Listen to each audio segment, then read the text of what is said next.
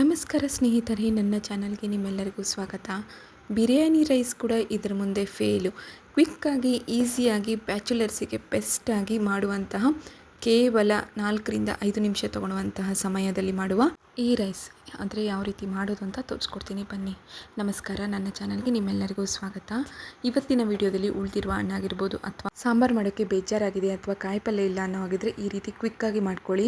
PG hostel ಅಥವಾ ಯಾರಾದರೂ bachelors ಇದ್ದರೆ ಈ ರೀತಿ ಸಿಂಪಲ್ಲಾಗಿ ಈಸಿಯಾಗಿ ಮಾಡ್ಕೋಬೋದು, ಹೊಟ್ಟೆ ತುಂಬ ತಿನ್ಬೋದು. ಇದನ್ನು ಯಾವ ರೀತಿ ಮಾಡೋದು ಅಂದರೆ ನೋಡಿ, ಫಸ್ಟು ನಾನಿಲ್ಲಿ ಒಂದು 8ರಿಂದ 9 ಬೆಳ್ಳುಳ್ಳಿನ ತೊಗೊಂಡಿದ್ದೀನಿ. ಬೆಳ್ಳುಳ್ಳಿನ ನೀಟಾಗಿ ಸಣ್ಣದಾಗಿ ಜಜ್ಕೋಬೇಕು. ನೋಡಿದ್ರಲ್ಲ ಸ್ನೇಹಿತರೆ, ಇಷ್ಟು ಸಣ್ಣದಾಗಿ ಜಜ್ಕೊಂಡ್ರೆ ಸಾಕಾಗುತ್ತೆ. ಬೆಳ್ಳುಳ್ಳಿನ ಜಜ್ಕೊಂಡ್ಮೇಲೆ ಇಲ್ಲಿ ಖಾರ ನಿಮಗೆ ಎಷ್ಟು ಬೇಕೋ ಅಷ್ಟು ಆ್ಯಡ್ ಮಾಡ್ಕೋಬೋದು. ನಾನಿಲ್ಲಿ ಸ್ವಲ್ಪ ಸ್ಪೈಸಿ ಇರಲಿ ಅಂತೇಳಿ 2 ಟೇಬಲ್ ಸ್ಪೂನ್ ಆಗೋಷ್ಟು ಖಾರದ ಪುಡಿನ ಆ್ಯಡ್ ಮಾಡ್ಕೊತಾ ಇದ್ದೀನಿ. ಹಾಗೆ ಅರ್ಧ ಟೇಬಲ್ ಸ್ಪೂನ್ ಆಗೋಷ್ಟು ಉಪ್ಪನ್ನ ಹಾಕ್ಕೊತಾ ಇದ್ದೀನಿ. ರೈಸ್ನಲ್ಲಿ ಆಲ್ರೆಡಿ ಉಪ್ಪು ಹಾಕಿರೋದ್ರಿಂದ ಇಲ್ಲಿ ಉಪ್ಪಿನ ಕ್ವಾಂಟಿಟಿನ ಸ್ವಲ್ಪ ರುಚಿಗೆ ತಕ್ಕಷ್ಟು ಹಿಂದೆ ಮುಂದೆ ಕಮ್ಮಿ ಮಾಡ್ಕೋಬೋದು. ನೆಕ್ಸ್ಟ್ ಈಗ ಬೆಳ್ಳುಳ್ಳಿ, ಖಾರ, ಉಪ್ಪು ಎಲ್ಲವನ್ನು ಕೂಡ ಚೆನ್ನಾಗಿ ಒಂದು ಸತಿ ಮಿಶ್ರಣ ಮಾಡ್ಕೋಬೇಕಾಗುತ್ತೆ. ಸಣ್ಣದಾಗಿ ಮತ್ತೆ ಅದೇ ಕುಟ್ಟುಕಲ್ಲಿನಲ್ಲಿ ಒಂದು ಸತಿ ನೀಟಾಗಿ ಕುಟ್ಕೊತ ಬನ್ನಿ.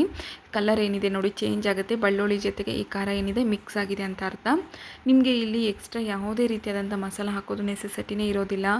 ಒಂದು ಸ್ವಲ್ಪ ಕೂಡ ಧನಿಯಾ ಪುಡಿ, ಗರಂ ಮಸಾಲ, ಕೊತ್ತಂಬರಿ ಕೂಡ ಸಮೇತ ಬೇಕಾಗೋದಿಲ್ಲ. ಅಷ್ಟು ಈಸಿಯಾಗಿ ಮಾಡ್ಕೋಬೋದು ಈ ರೈಸ್ನ.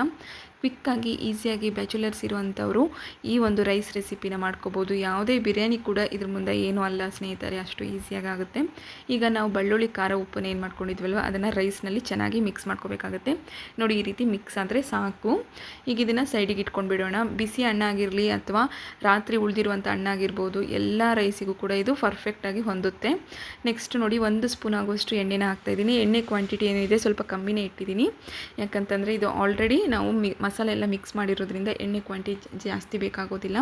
1 ಟೇಬಲ್ ಸ್ಪೂನ್ ಆಗುವಷ್ಟು ಎಣ್ಣೆನ ಹಾಕಿದ್ಮೇಲೆ ಸ್ವಲ್ಪ ಎಣ್ಣೆ ಕಾದ ನಂತರ ಅರ್ಧ ಟೀ ಸ್ಪೂನ್ ಆಗುವಷ್ಟು ಜೀರಿಗೆ ಮತ್ತು ಸ್ವಲ್ಪ ಸಾಸಿವೆನ ಹಾಕ್ತಾಯಿದ್ದೀನಿ. ಚಟ್ಪಟ್ ಆದಮೇಲೆ 1 ಸ್ಪೂನ್ ಆಗುವಷ್ಟು ಕಡಲೆಬೇಳೆನ ಆ್ಯಡ್ ಮಾಡ್ಕೊತಾ ಇದ್ದೀನಿ. ಕಡಲೆಬೇಳೆ ಕೂಡ ಹಾಕಿದ್ಮೇಲೆ 2 ಟೇಬಲ್ ಸ್ಪೂನ್ ಆಗುವಷ್ಟು ಹಸಿ ಶೇಂಗಾನ ಹಾಕ್ಕೊತಾ ಇದ್ದೀನಿ. ಇಲ್ಲಿ ನಿಮ್ಮ ಹತ್ರ ಕಡಲೆಬೇಳೆ, ಶೇಂಗಾ ಇಲ್ಲ ಅನ್ನೋರು ಕೂಡ ಕೇವಲ ಜೀರಿಗೆ ಮತ್ತು ಸಾಸಿವೆಯಿಂದ ಒಗ್ಗರಣೆ ಹೊಡ್ಕೊಂಡ್ರು ಸಾಕಾಗುತ್ತೆ. ಇಲ್ಲಿ ಸ್ವಲ್ಪ ಶೇಂಗಾ ಹಾಕೋದ್ರಿಂದ ಫ್ಲೇವರ್ ಚೆನ್ನಾಗಿ ಬರುತ್ತೆ, ಕಡಲೆಬೇಳೆ ಹಾಕೋದ್ರಿಂದ ಕೂಡ ಫ್ಲೇವರ್ ಚೆನ್ನಾಗಿ ಬರುತ್ತೆ. ಈರುಳ್ಳಿ, ಟೊಮಟೊ, ಮೆಣಸಿನ್ಕಾಯಿ ಯಾವುದನ್ನು ಕೂಡ ಇಲ್ಲಿ ಬಳಸ್ತಾ ಇಲ್ಲ. ಹಾಗೆ ಯಾವುದೇ ರೀತಿಯಾದಂಥ ಗರಂ ಮಸಾಲಗಳು ಕೂಡ ಬಳಸ್ತಾ ಇಲ್ಲ. ಕೇವಲ ಇಲ್ಲಿ ಹಾಕಿರುವಂಥ ಒಗ್ಗರಣೆಯಿಂದನೇ ಸಾಕು. ಇಷ್ಟು ಟೇಸ್ಟಿಯಾಗಿ ಈಸಿಯಾಗಿ ಈ ರೆಸಿಪಿ ರೆಡಿ ಆಗುತ್ತೆ.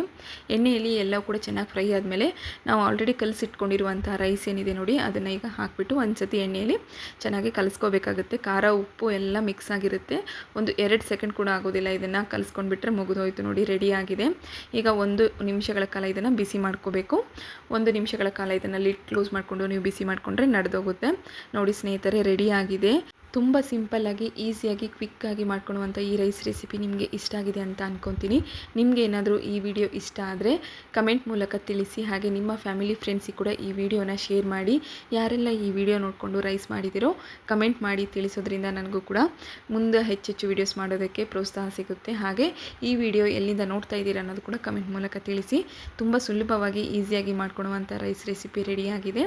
ಇದೇ ರೀತಿ ಇನ್ನೂ ಹೆಚ್ಚೆಚ್ಚು ವಿಡಿಯೋಸ್ನ ಮತ್ತೆ ಮಾಡೋಣ. ಮುಂದಿನ ವಿಡಿಯೋದಲ್ಲಿ ಭೇಟಿಯಾಗೋಣ. ಈ ವಿಡಿಯೋ ನೋಡಿದ್ದಕ್ಕೆ ಎಲ್ಲರಿಗೂ ಧನ್ಯವಾದಗಳು.